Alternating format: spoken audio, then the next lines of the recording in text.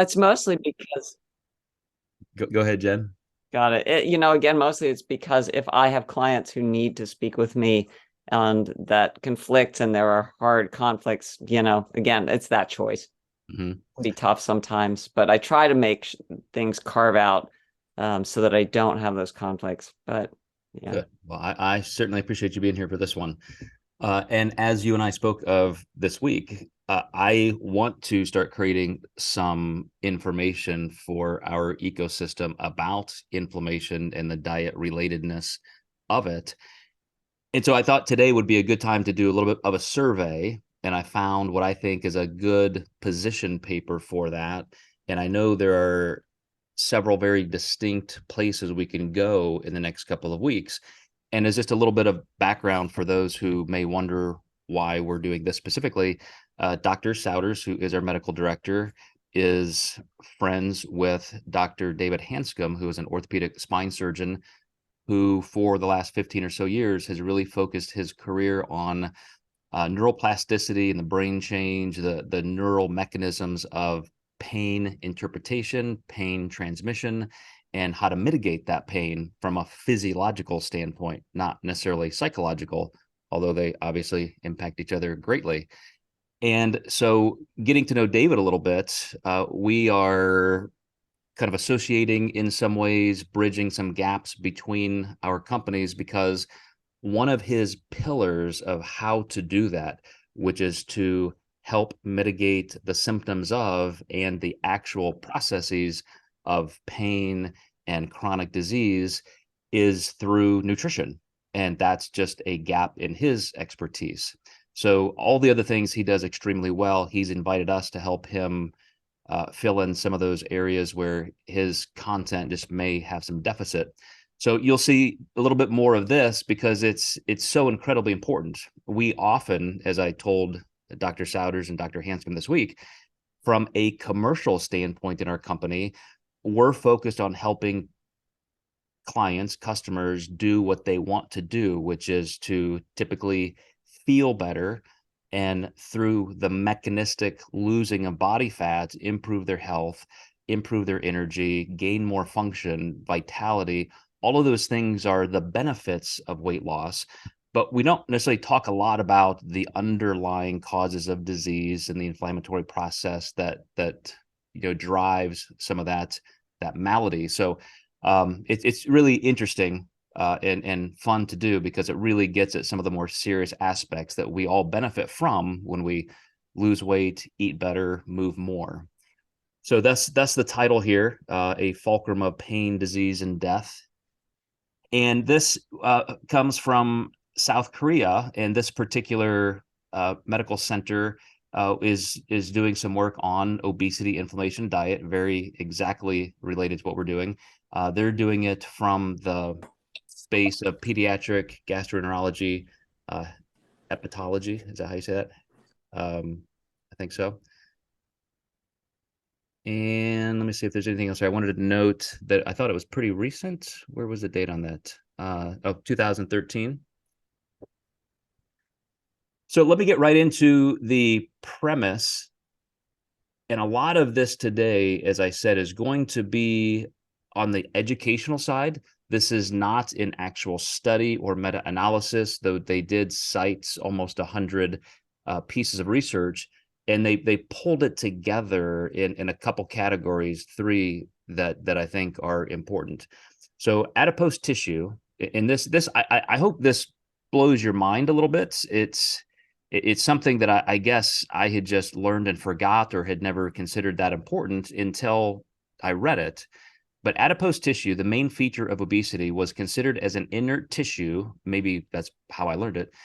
Mainly devoted to energy storage. However, it is now recognized as an active tissue in the regulation of physiological and pathological processes, including immunity and inflammation. And here in a minute, you're going to see they even consider it now an organ system. So collectively, all of your body fat, instead of just thinking of these adipose cells, which are amazing to look at under a microscope and three-dimensionally, as an integrated actual organ system. Over the last decades, adipose tissue has been identified as a metabolically dynamic endocrine organ and an important source of several hormones, cytokines, chemokines, growth factors, and complement proteins. These substances play a central role in whole body homeostasis by influencing a variety of biological and physiological processes. They are control of food intake, energy balance, insulin action, lipid and glucose metabolism, angiogenesis and vascular remodeling, blood pressure, and coagulation. So again, just pause for a second and consider that all of those processes in your body are centered in and integrated in adipose tissue, in body fat. It's not just these empty vessels of storing oil or triglycerides. So we're going to get into, I'm not going to get into a ton of detail about those different types of chemicals and factors, but I will mention a couple because you'll recognize them. Previous studies have reviewed the role of diet, vegetable and fruit rich, and dietary factors on inflammatory state and its relationship to obesity. And you see they mentioned some things like Mediterranean. Three major aspects of previous findings will be reviewed in this article. First, we consider adipose tissue as a major source of bioactive substances related to obesity and inflammation. Second, we examine obesity as a condition of chronic low-grade inflammation. And finally, we consider dietary factors that affect inflammation related to obesity. I just happened today when I was making this post on Instagram, I saw the post that was immediately in my face was from Alan Aragon, and he is I guess you'd call him a researcher. He's at least a commentator / influencer in our nutrition space, and he was making a comment, or he made a post, and he called it kind of the chicken or egg debate between metabolic syndrome, type 2 diabetes, just that enslaving amount of hunger and cravings you can get with unstable blood sugar and so forth, and obesity. And he was making the point that it's the state of obesity that drives the former. It's not that you have these things that just arise and therefore they cause obesity. And that's a really important distinction that you're going to see and hear as we go through some of the macronutrients and some of the ways that these researchers just synthesize this. And they readily admit, and this was 2013, that there are some theories that are still up in the air about inflammation. I mentioned in my post that C-reactive protein is one biomarker that physicians commonly use to kind of measure that in your blood panels. But there are several others. There are big considerations in, what can that really affect? What's happening with this low-grade inflammation or spikes in inflammation? How far does it go in epigenetic signaling that may create disease processes that just wouldn't have happened otherwise? So keep in mind that this is very investigatory. Is that, I'm having trouble with my syntax today. Investigatory. I feel like I'm missing a syllable there. But previous studies have reviewed the role of diet, as I said, and dietary factors. And I want to go through these things in a bit of a sequence, kind of as they flowed through, because when we talk about macronutrients, I think it's a mistake to think of them as kind of an island unto themselves. And, we should eat less of this and more of this. This is bad. This is not. But there are some clear distinctions in their individual role with inflammation. And then collectively, as Alan would have said, the fact that just together in too many calories with maybe skewing too far in one direction, too high of fat intake, et cetera, that causes obesity. And then that therefore causes the inflammation. So adipose tissue has been recognized as a heterogeneous tissue composed of several cell types. And just going through, again, look at it, instead of thinking of it as just an adipose cell, all these other types of cells included in adipose tissue, including lymphocytes, macrophages, which are part of your immune system. And when adipocytes increase their number, hyperplasia, and size, hypertrophy, various cytokines, I think there's some translation things here from the Korean, are secreted and contribute to an inflammatory process. The representative adipose, I'm going to show that graph here in a little bit, a couple slides later. But as these adipocytes, those are the ones that actually store the body fat, or the triglycerides, as we would think of it, increase in number, which is a little bit, I would say, controversial in the fact that some people don't think that happens. It has been shown to happen, of course, as soon as you're born. It's, as your body's developing and you're in these massive states of anabolism, and then through puberty, and then in times of rapid fat gain, if you ever have gained weight very, very quickly, then you can actually increase the number of body fat cells. But of course, the size of them is what is an issue with most of us who gain or lose weight. But then these various cytokines, which are pro-inflammatory, are secreted and contribute to the inflammatory process throughout your whole body systemically. So a couple things I wanted to mention before we get into these individual pathways. So adipose, this actually didn't come from the article, so I cited it down here. I actually put this as a little note to myself to look up later, because I think this is actually a pretty good study to look at. Comes from this study called The Complex Role of Adipokines in Obesity, Inflammation, and Autoimmunity. So adipose is a primary storage site, energy storage site in the body in the form of neutral triglycerides. Again, it is also an endocrine organ that secretes various cytokines, chemokines, and hormonal factors, or adipokines, that regulate diverse processes, including feeding behavior and immunity. So we know, for example, leptin is one of these factors, these adipokines, and that, to a large degree, controls our hunger. So based on whether triglycerides are being actively stored through the process, perhaps of insulin, or retrieved, that changes leptin levels, and that, of course, changes hunger. To date, and this is what's interesting, more than 600 adipokines have been identified, not including fatty acids and other metabolites. So this is an entire field of study, I think, that's really going to create some interesting information in the very near future. So again, I'm not going to go through all of these, but I just want you to see one of the tables they provided and focus a little bit over here to the right. Response to obesity, because as I said, it has more to do with your body composition, with your state of obesity, as to how much inflammation you're actually going to have in your body. Not, for example, if somebody's super lean and healthy, Kevin Brunacini, at 11% body fat, and he's exercising every day, he eats a donut. You're not going to see a massive systemic increase in inflammation. You'll see a little acute response, and maybe even not that much if he's disposing of that glucose in those fatty acids quickly. But just to see the response to actual obesity, so clinical obesity, the state of your body composition. So things like leptin, where, of course, regulates food intake and energy expenditure. So this response to obesity. Vascular endothelial growth factor, transforming growth factor. A lot of these have to do with not normal, just systemic hypertrophy in your body, or gosh, what am I trying to think of? Anabolism. And so a lot of times, for example, if you get into disease processes like PCOS, you see a lot of these types of hormones and chemical factors are increasing, and that's, again, as a response to obesity, which is creating inflammation.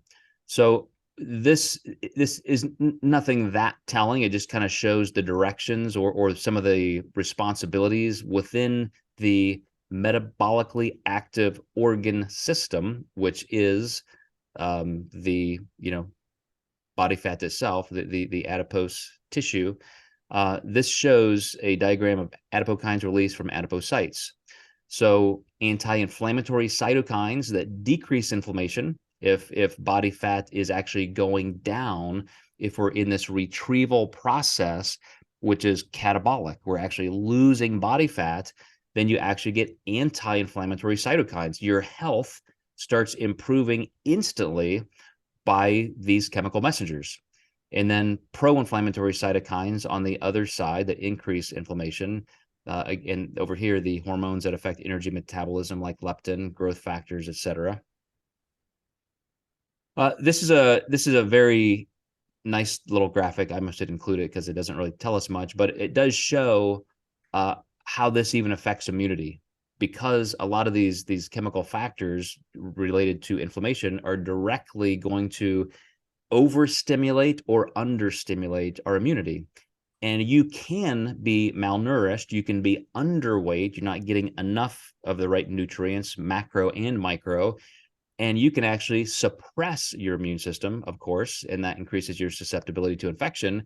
And then on the other side, I think that just helps to juxtapose the fact that when we are overweight and overfed, then our immune systems are actually hyperactive and we are susceptible to inflammatory disease. So we're catching those epigenetic signals that actually turn on some disease that may not be there. I actually listened to a couple podcasts in preparation for this as well.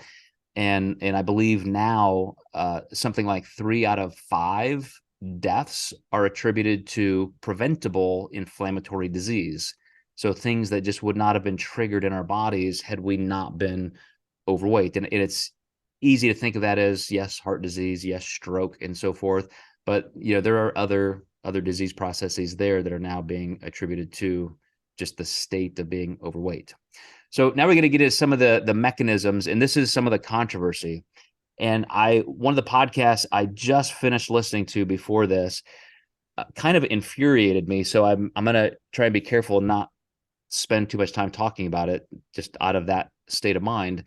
But this particular review, this article, this position paper, cited a couple large studies that admittedly were just associative, and they would say, hey, people who eat a large amount of carbs, with a preponderance of those carbs and calories being from sugar, they tend to have these disease states. They tend to have higher inflammatory markers. They tend to die of these inflammatory diseases.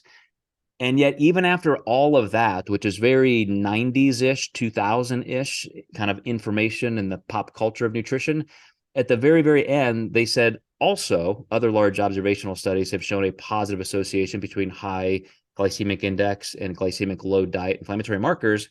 However, almost kind of buried in the fine print, intervention studies could not convincingly support this association. And as I showed you guys in a research review about sugar, specifically like quality issues of sugar, fat, etc., this theory, the insulin model, has really been turned upside down in just the last few years. And it's worth understanding that, yes, if all you eat is sugar, and I'm just talking about like just boxes of Lucky Charms and all you eat is sugar, sugar, sugar, it's not the greatest thing for you. But all of the associative, correlative things that you could point to as that being indicated as a direct factor in ill health still comes down to obesity. If you eat high sugar diets and you still maintain a lot of movement, a lot of activity, you're disposing of that glucose readily, it's absolutely not as impactful as a high saturated fat diet or just being obese. And so, you have to look at a lot of current research to realize that the first rule of science, correlation doesn't equal causation, was really misapplied in the 80s, 90s, and maybe early 2000s when it comes to sugar and the glycemic index and the zone diet and all those things really kind of, hit hard on. And I want to mention that podcast real quick. I'll move over here to this slide, because this is a person who has a best-selling book, and it's all about carbohydrates being evil, carbs are the bad guy, and this person has all of these hacks and has a master's degree in a tangent field, not any kind of nutrition. And when I mentioned that I was kind of infuriated is because it's clear anybody who knows anything about nutrition and would listen to this podcast, half of what this person said was just wrong, just flat out, absolutely wrong, counter to everything we know. And the other half that was correct was just incredibly rigid and misapplied. But here's what makes this person kind of a current influencer. And this is to our coaches watching, good or bad, take this for what you will. somebody can be that wrong and be highly influential because this person is just incredibly dogmatic. This is how it works. And you will die if you do this. And you've got to eat your foods exactly like this. And if you do, you'll look amazing like me. You'll be a movie star. And it's just, that's the part that sickens me a bit. But at the same time, I also have degrees in social science and social psychology, and I know how the psychology of persuasion and influence works. And so I got to say, that's pretty smart person. Like, that's a grifter who's making a lot of money, and clearly is wrong, and probably doesn't think he or she is wrong, but has just made up all of these stories to sell things, and it works. So all of that to say, just be careful who you listen to. And even when you are looking at research like this, I'm talking about entire bodies of research that was misinterpreted for decades. And now, though it still has a role, it's not the dominant role at all. So let me move on real quick. High fat diets cause excessive body fat accumulation and impairs the immune system. A number of different fatty acids, including polyunsaturated fatty acids, saturated and trans fatty acids, have been studied for their effects on inflammatory status. And this goes back a couple months when we did a research review on fats.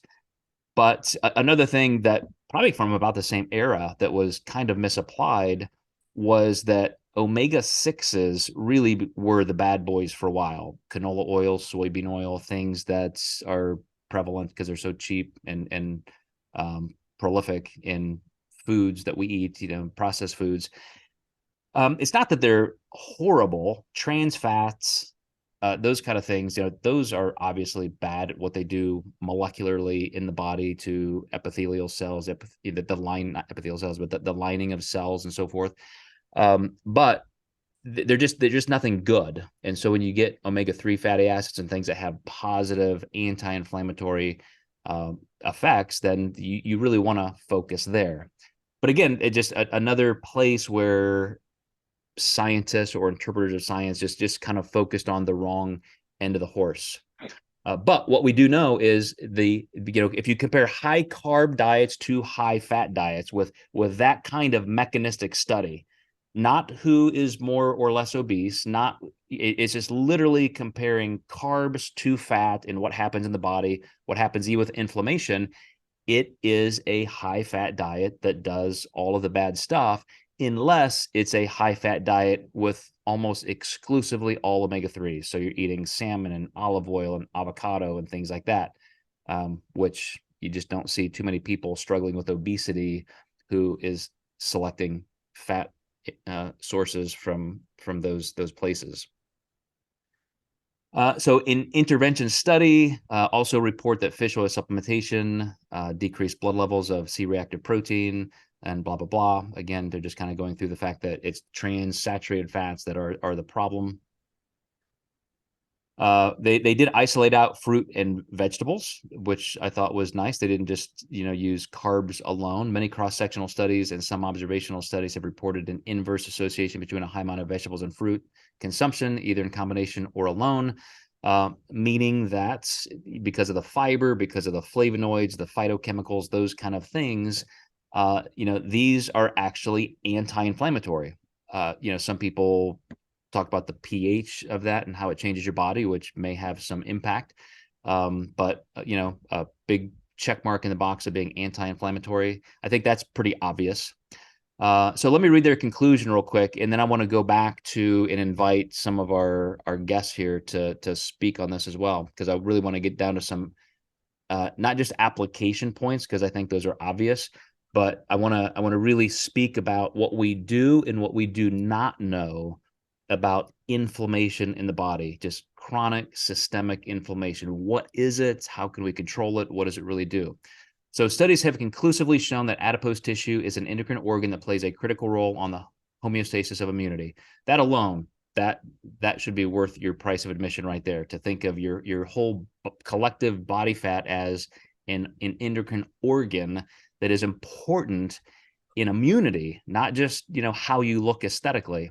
An overload of nutrients induces obesity, overload of calories, basically macronutrients, which is a state of chronic low-grade inflammation, or causes it. Again, I really think there are some interpretation issues here, language-wise.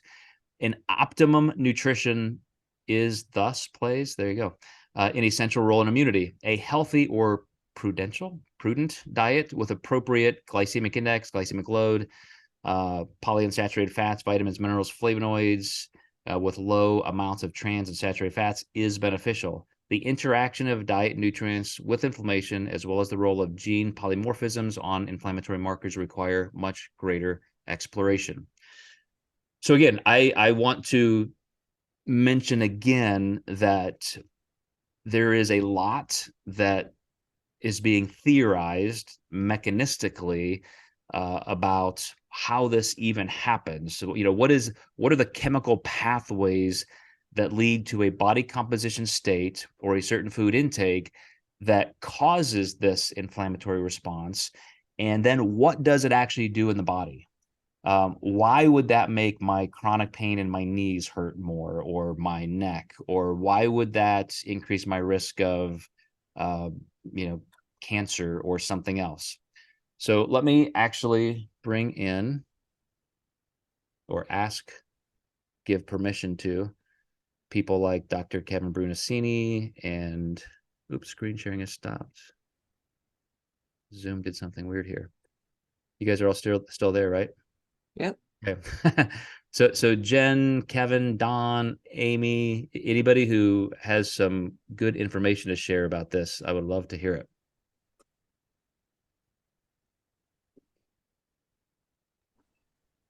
I'll go. Okay, jump on in. So, it's interesting because I always tell, patients, clients, everybody that, fat is an organ, and it's something that most people don't really think about when they think about fat storage. But really, for me, when I look at someone who's maybe struggling with something, looking at the toxic load that they carry, you have to take into account how much extra fat they have as well, because fat is ultimately a storage hormone for good and for bad. So things like toxic chemicals, even household exposure to cleaning products, plastics like microplastics, even medication. When I talk to people about managing anesthesia, those effects, a lot of these drugs that are given are fat soluble, so they are stored in the fat, so the effects can be elongated and have some, like, a little bit of a longer recovery time because they are stored in the fat. So with weight loss, going back to like obese people that are losing weight, you have to think, like, if you're rapidly exploding the cell walls of all this adipose tissue, everything that's stored inside that cell is being flooded into your system as well. So making sure that you're working on phase 1 and phase 2 detox before you really start aggressively losing weight, I think, is really important. It concerns me with people who are using things like Ozempic now that are, really rapidly losing weight, and probably not in a way that they're also managing their intake in a healthy way. So they're not supporting those functions in their body, and they're just really rapidly losing weight and really just dumping all of this junk into their systems really rapidly. So one of the things, Amy, that I actually have a question about is when I talk to clients about hyperplasia, and the fact that I have read that an average human can have anywhere from 15 billion to, let's say, 150 billion adipose cells. And a lot of that has to do with, were you overweight as an infant or through puberty? Like, I gained a lot of body fat and became very chubby as a pubescent kid. So I would say, just for the sake of the story, that I have more body fat cells. And so now you have more receptors there to, create body fat storage and so forth. And you have to, when you're talking about the hormones that unlock triglycerides, whether it's the adrenaline type hormones or glucagon, you have, more of these receptor sites that are going to be missed in that targeting. And so it becomes a little bit tougher. And I really don't know if that has a lot of merit, but in what you're saying about even storing toxins in fat cells, and, is the fact that you have higher levels of body fat that you would retain more of those toxins? Yeah, I mean, I think so. Also, with the work we do, we do liposuction. So people sometimes will ask, about what happens to those fat cells and how their body will respond. I mean, could there realistically be a point where you could do so much liposuction on a person who was already at a normal weight, that you could actually reduce their body's ability to like synthesize or absorb fat soluble hormones or vitamins potentially. I mean, like you said, those amount of cells are somewhat set at birth and then at puberty. So if you start really messing with your body's natural level of fat cell storage, is that going to then change the way that you interact with other processes in your body, like hormone production specifically, and even storage of things like nutrients? I would say yes.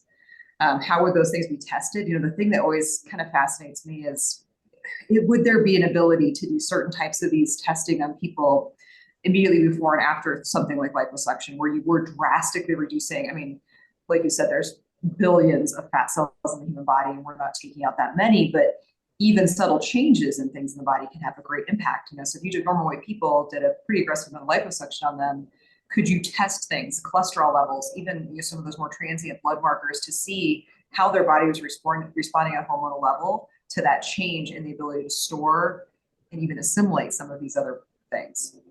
Glad you brought that up. That's another blind spot for me. I'm gonna have to look that up for our next couple sessions. That is truly fascinating. Like, it really is. It does so much. And we all, I think we all just see it as a nuisance for so much of our lives. But when you start realizing how much it's doing in your body, and even just like the thermal effect of being able to stay warm. I mean, there's a lot going on that's all reliant on this kind of delicate balance of the fat being healthy, because then, like you said, once you get in this obese state where you have rampant insidious inflammation in this organ system that then is impacting everything else in the body, it does kind of become the enemy. Then you have so much of this fat that has so much of a negative impact, that's impacting your whole life in a really negative way on so many levels. Yeah, this is all relatively new. I mean, I will say, when I was in school for just my base nutrition and science stuff, like, it was that classic information from the 90s and maybe earlier. So yeah, this is really, really kind of me catching up on some stuff. Super fascinating. Go ahead, Don. Hey, Joe. Great talk. Interesting on this. Since I've been doing functional medicine for about 30 years now, I would say I was aware of this between 15 and 20 years ago, and I would teach it to clients and keep it in an algorithm, if you will. But how I learned it was that this aberrant signaling would occur above obese levels, at obese levels and above, say 30% body fat and above, where the aberrancy was. Normally, you're going to have normal cell signaling, with receptors, hormonal receptors on fat cells. They need to do their due diligence.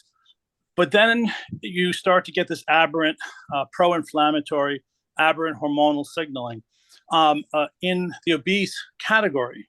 I broke out my own theory on this, which was not so much the fat, looking at it from a evolutionary medicine perspective, that our ancestors and proto-ancestors didn't exist in a obese state. And because of evolution, we don't have the signaling mechanisms to recognize increased body fat on an evolutionary basis. What we do have is sarcopenic components. So I see this as the impact of relative sarcopenia. As the body fat increases, the signaling centers recognize, even without any lean mass loss, relatively, it looks like the body is starving to death.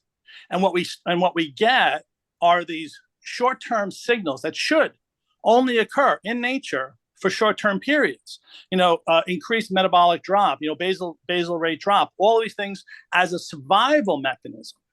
The problem is, in nature, 100,000 years ago, you died in 3 weeks. But now what we have is a continuum over decades. And so how I see it and how I put it forward is, this is where the disease states come from. These aberrant disease states across the entire platform are increased because of this, because the body is staying in an acute alarm situation for survival for years and decades. So for me, it's a consequence of relative sarcopenia to the increasing fat mass. What I like about what you said, and I just watched Chimp Empire, and I've been proselytizing people to watch that because it's fantastic. It's a 4-part documentary on Netflix right now. You're exactly right. In nature, the fact that our common ancestors to chimpanzees, who have about 99% of our exact DNA, was about 7 million years ago, and you look at the fact that even in their most complex societies, it's still feast or famine. It's like, wow, this tree is in full bloom. Like, let's go eat 8,000 calories because we're not going to probably eat again for a week. And so you're right. Those mechanisms just don't exist in us. I mean, the fact that more of us die from eating too much than too little is new for the last 100 or 150 years. So it does make me wonder if, from a more acute evolutionary standpoint, survival of the fittest, like if our bodies will adjust, like maybe in 500 or 1,000 years, We'll never make it. right, it's going to take That's too short a timeline. Yeah, Yeah. the 7 million years, we will not have another 7 million years. I think there is research now starting to come to the forefront, Don, that would continue to support that. It's all really quite a bit of a work in progress in terms of like mitochondrial healing cycles and what triggers them and what aborts them and things like that. So there's a lot to what you say that I think is starting to finally get some more concrete evidence that supports that. I think another thing that is difficult to overlook is quality of nutrition, because now on the SAD, the standard American diet or the industrial diet, we also evolutionarily were not programmed to eat that. And so when we're eating whole, intact, real foods, that is what our body was designed to ingest and to break down and to assimilate, and to utilize for appropriate repair and function. And so it's not just simply the additive chemicals, many of which are all by themselves somewhat pro-inflammatory anyway, but also the relative proportions. We're used to getting, for example, fructose in fruit. And in an intact piece of fruit, you can eat as much fruit as you want, and you're really not likely to harm your body in any way, shape, or form. It's hard to get fat eating nothing but apples. It's easy to get diarrhea, but probably not much more than that. But it is that the fructose is there as part of a natural food, and is coupled with phytochemicals and fiber and antioxidants, and many other nutrients, and they have an impact on how that's processed and digested in the gut. One of the things I think is kind of fascinating is when we look at alcoholics. So always in nutritional consulting, especially at the holidays, there's this, how do I count my macros when I drink? Is it fat or is it a carb? I've always believed in the fat hypothesis, because alcohol is metabolized in a certain way by the liver, and it's metabolized like a fat. But why are there so many skinny alcoholics? It's typically because most of their caloric intake comes from alcohol and not much in the way of food. Whereas when we eat a lot of fructose in terms of industrial products, high fructose corn syrup, we can talk about how sugar is not bad, and many of the people that I respect in the insulin hypothesis make it very clear. Robert Lustig is one of them. Right in his book, he says, an arguably somewhat obese 330-pound lineman who's working out all day in football practice can drink all the Gatorade he wants. This is not going to harm this person's body, even with that level of obesity, because of the amount of lean body mass they're carrying, and because of the amount of activity involved. But when we are not like that, and I think Don makes a great point of relative sarcopenia, when we take in a lot of fructose and we don't take it in as fruit, we kind of get a big bolus of it into the liver, and the liver will metabolize it like alcohol. And if we have too much alcohol, we get fatty liver. If we have too much fructose, um, in an abnormal kind of intake, we also get fatty liver, and fatty liver predisposes to adiposity elsewhere in the diet in the body by really impacting this whole endocrine axis, axis, not axis, X is a XIS, because the liver is quite a bit of an endocrine gland in and of itself. And if we have a lot of fat coming into the diet, that can be difficult too. But if we have a lot of fat and not much glucose, particularly fructose, we seem to be able to handle it. If we have a lot of fructose, but not a lot of fat, and we're active, we seem to be able to handle it. That's why Kevin Brunacini can eat the donut with all that sugar and all that fat, and it's not going to negatively impact him. But it's it's the ratios and the overload of abnormal types of food in the diet that our bodies are not evolutionarily adapted for.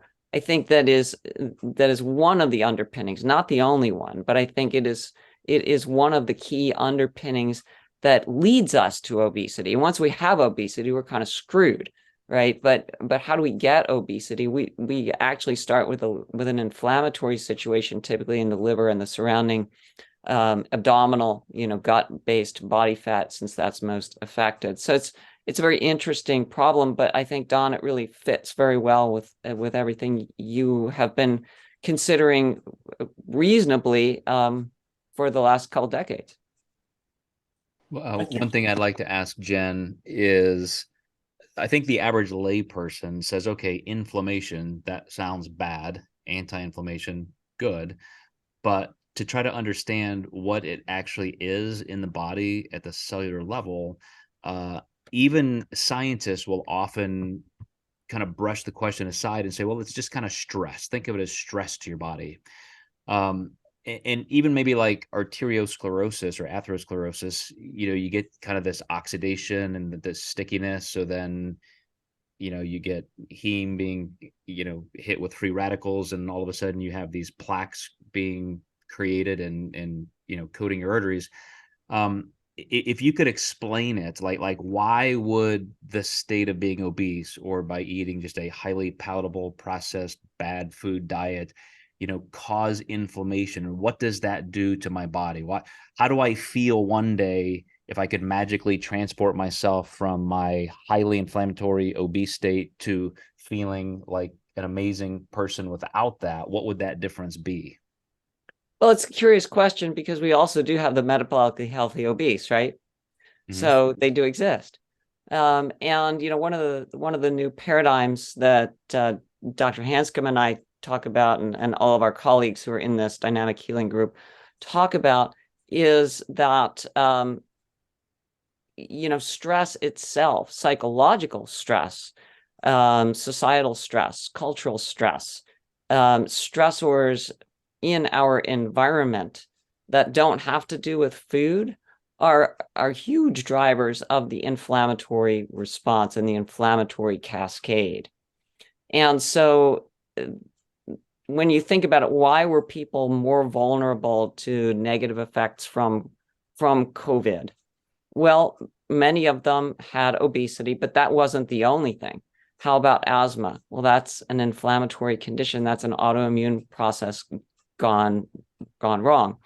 Diabetes, again, typically associated with an inflammatory process of obesity. But what about the fact that there was people of color, people, marginalized people, shift workers, essential workers? Not only were they exposed more, but the underpinnings of their life, if you live in poverty, or if you're in an unsafe situation, or if you have PTSD and you already have a history of trauma, so these stressors are encoded in our bodies as well, and they are already activating inflammation. So if you have, say, a history of adverse childhood experiences, what do you think the odds are that you're going to have a higher risk of obesity no matter what you do? They're going to be greater. because one of the things it's all tied together.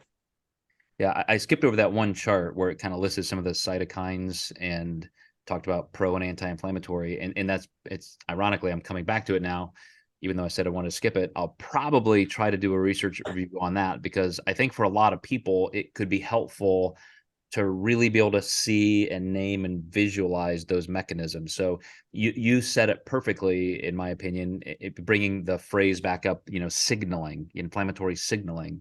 So you have even that not psychiatric, but just psychological thought that's high stress, relating back to some trauma, or maybe just an acute stress, or the stress of eating something that is very pro-inflammatory.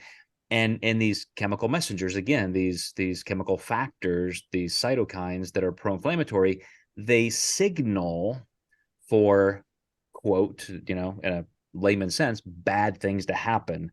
So creating, for example, histamine reactions, which is why if you have arthritis, that joint may hurt more after a really bad meal, or you're having a bad, the day after you had kind of an eating bender, because of these chemical signals are driving this chemical pathway response. So it's not just, as I said, a lot of people talk about, like, oh, just think of it as bad or stress or inflammation. I just think most people would do better with it if they knew exactly what's happening in my body, because then I can say, wow, that's what I don't want to happen in my body. You know what I'm saying? Just that specificity.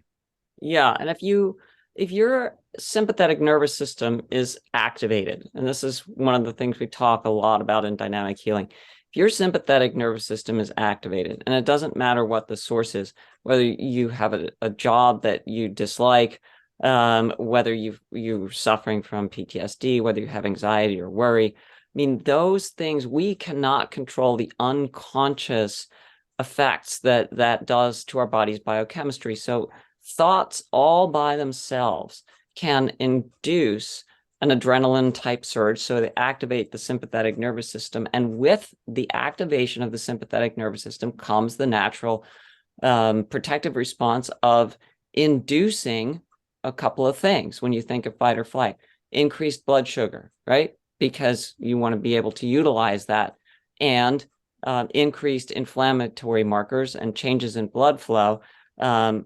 away from the brain and away from the guts and to other organ systems that are designed for fight or flight. And so when you have that milieu, you are in a pro-inflammatory state all by that mechanism alone. And so, trying to understand our own mental, our cognitive responses to our own thoughts and circumstances goes a long way to changing the dynamic of inflammation in the body. And those things signal pain, and they signal how this whole complex system allocates energy, resources, and everything else. That psych side is a whole big part of this. Hey, Joe. Yes, sir. No, when you're done. No, go ahead. Oh, thank you. The whole autonomic nervous system is my dealio, as an extension of functional neurology, and so incredibly important and poorly. Oh, thank you. I'm just finishing 2 presentations for the new website, and my whole area is trauma, kind of expanding all that. So interesting. You're talking about it, Jennifer, and it's important to you. I think it's really important to understand and to teach also the aspect of inflammation and pro-inflammation and free radicals, which are pretty much, as far as inflammatory cycling and free radicals are on the same level. That inflammation without free radicals and inflammations, they're also signaling, free radicals particularly are signaling that. I often chide individuals on the aspect of, just take as much vitamin C as possible. Well, if you shut down your free radicals, then you're dead, because free radicals are unbelievably important in cell signaling, right? In the same way with inflammation. So the aspect is that we always have a level of systemic inflammation that's absolutely vital. Without it, we'd be dead.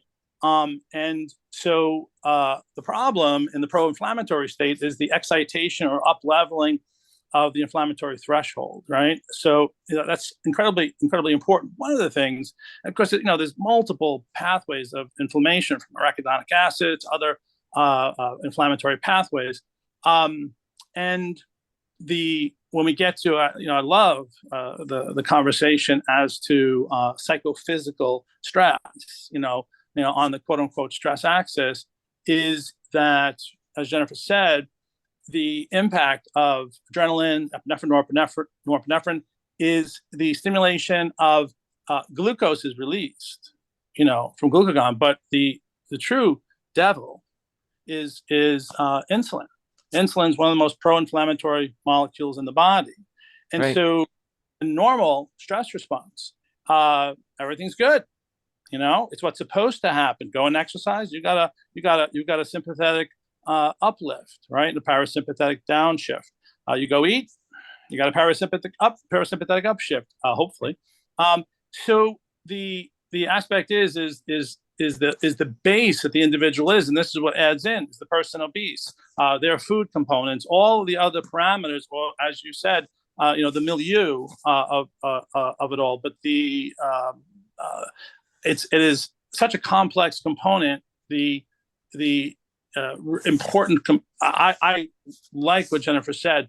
I teach it. I work with clients all the time with this, is stabilizing that autonomic nervous system. I call the primary regulatory platform of body and brain. By far, it is that, from gene expression all the way up to mental health components and everything in between, even cancer.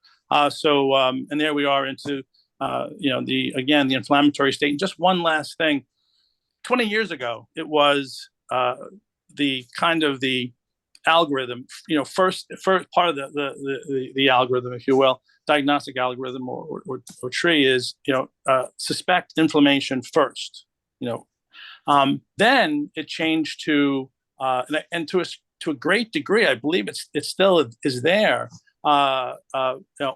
Autoimmunity first until proved otherwise. Because within autoimmunity, right, you have inflammatory autoimmunity and humoral, right? So even there, you have the inflammatory aberrations caused by that system. So that was really great. I'm done. I think it sounds like Don and I are just completely on a lot of the same page. Joe, does a lot of this sound familiar as to the results of our conversation yesterday? Yeah. And what I think of with what Don just said is, the fact that we need cortisol, we need insulin, we need some levels of inflammation. It's a balance. It is that desensitization and why they're causing systemic inflammation, and obesity's driving cause of it. An issue is because of the desensitization of receptor sites and the threshold changes. And that's why they call it now just low-grade chronic inflammation. Being obese is creating that low-grade chronic inflammation. So it does move the goalpost, to Don's point. Yeah, and the metabolically healthy obese may have a lot of different profiles for the other sources of inflammation in their body. So they may be lower than average in other sources of pro-inflammatory factors. Don, one quick thing. Have you read any of the work of Robert Naviaux in the mitochondrial healing cycle? No. Let me just put this name in the chat. Yeah, sure. I'm writing that down as well. I remember you talked about that in I think one of our Nutrition Coaching Global Masterminds. Yeah, and people could look at that NCGM on anti-inflammatory nutrition. We covered a lot of this, but Robert Naviaux has a new paradigm of the mitochondrial. I looked that up when you told me last time, and then I healing cycle. So put that in there. If you want, I might be able to get like a good title here for a paper if you want to hold on for 1 minute and have me look. Yeah. Kevin, Sure. Any thoughts on your end? there's nothing I can do that will give justice to what Don and Jen has said. Yeah. I'm just profound by the insights. I can't say it's. I learned of fat being metabolically active in my master's, so that certainly set the stage, but I didn't really appreciate it until applying it more to myself and understanding how, going through my weight loss process and all that, and learning more, especially with I'll just use autoimmune diseases as an umbrella for a catch-all for the time being, but it makes sense in the sense of just the mechanics and what's involved, how it's involved. But it's refreshing. Not that I'm surprised to hear it from Jen, but it's refreshing to hear from Don that there is a threshold. Obviously, there's context, always context, but there is that threshold because, who's to say I was knocking on that threshold myself at 300 pounds, and who knows how long I could have dealt with things without any further symptoms or any symptoms for that matter. I don't know. But that's where you get that. You get people who, it's kind of a different example in a way, but those that smoke that don't get lung cancer, but those that do get lung cancer that don't smoke. So there's clearly a lot of variables at play, but there is a threshold ultimately that, where does it cross? When does it cross? And compound upon other things. And it just opens the whole door of just fascination and all these medical concepts. I don't know. It's just profound to learn about. Yeah, I'm looking forward to doing some more specific looking into inflammation, as I said, as we move forward. And Jen, obviously I'm doing this as a dual purpose because I really want to understand more and contribute to David's work in a more robust way. So Yeah, so Don and Joe and Kevin and anybody else who might be interested, this is heavy duty stuff. Dr. Navio's paper, completely fascinating. So it's a new paradigm for healing. And I've put it in the chat. And if you can't find the paper or access it, because I love you all and we all have the right purposes in mind here, I think Dr. Navio would be okay with me sharing it rather than you having to pay Elsevier for it. Oh, gotcha. Oh, that's good. Thank you. Oh, I do hate those paywalls with research. I do hate them. Yeah, I know. I try to find when I can. I try to find ones that don't have copyright, restrictions and things like that, so I can share them. And there's an awful lot of really good open source activity out there now. Fortunately, this may be. I'm not even sure, but this is the kind of stuff that we discuss in the dynamic healing group. That's nice. Yeah, I'm looking forward to getting into that as well. Well, I'm going to let you guys go. I appreciate that you contributed so much more to this than I knew I could. So that was fantastic that you could make it. And our next couple research reviews, we're going to go down some tighter rabbit holes when it comes to the mechanisms of inflammation and some of the things that nutrition alone and movement, we want to talk about exercise, that's a big part, can do in terms of ill and pro health. Yeah, well, one of the things for me is that the positive changes in how FDI is working and how I can connect in and plan on scheduling these things is wonderful for me because I've wanted to be able to be part of these, and it's totally facilitated my ability to do that with a lot more consistency, and I'm learning a lot as well. So I'm not just simply I'm not just simply spewing. I'm also consuming quite a bit. You guys are. I'm getting intellectual adiposity. You guys are my Avengers here, so I appreciate you being here for sure.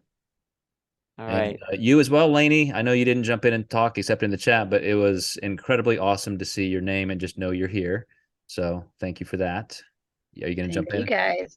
All right. I was just going to say thank you. You are welcome. Thank you. You guys have a great weekend, and I will see you next week. Thanks. You too. Thank you so much.